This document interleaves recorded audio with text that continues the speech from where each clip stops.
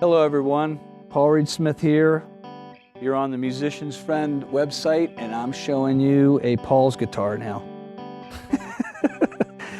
Probably the worst name ever given to a guitar. But the problem was that people were always asking what guitar is Paul playing. And so the sales team called it Paul's guitar and they basically told me to get over it, so that's what it is. It's a little bit different than a 408 and a McCarty. It's a McCarty thickness guitar, but it has a 408 treble pickup and a 408 bass pickup, but they're both the width of the bass pickup. Brent Mason and I started to experiment around when we came out with the Brent Mason model of using a narrower pickup in the treble position, and there were more and more people playing in my band, and there was less and less room harmonically to take up space, and I needed something that had a little bit more high mid-range so you could hear all the notes that I was playing in the band.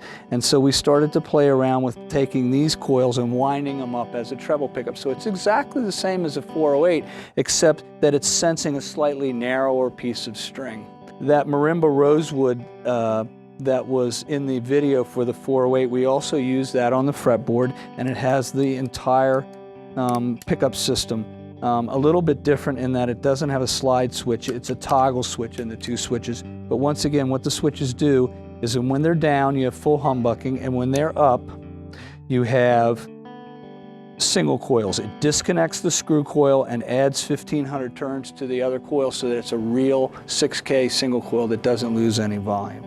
So if you look very carefully, there are these brass inserts in the bridge, and right there on one of these instruments, the string vibration starts with brass, like the saddles on a tremolo guitar, not starting with aluminum vibration, but starting with brass vibration. You know, what's interesting about this guitar is I am playing them. I've got 3 of them and I really like them.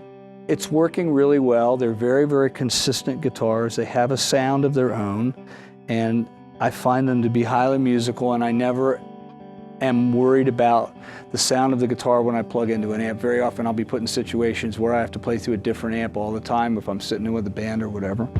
And this thing always comes through for me. So these are what we call Brushstroke Birds. And PRS Guitars does a lot of versions of the Birds. We have the ones that are on the Custom 24, we have the ones that are on the 30th anniversary Custom 24, and this is another version. It's an artist rendition that backed up looked like birds, but really close, look kind of like Klingon writing. I mean, you know, that's what they look like. This is what we call Paul's guitar. You can get them at Musician's Friend. I'm Paul from Musician's Friend. Thank you.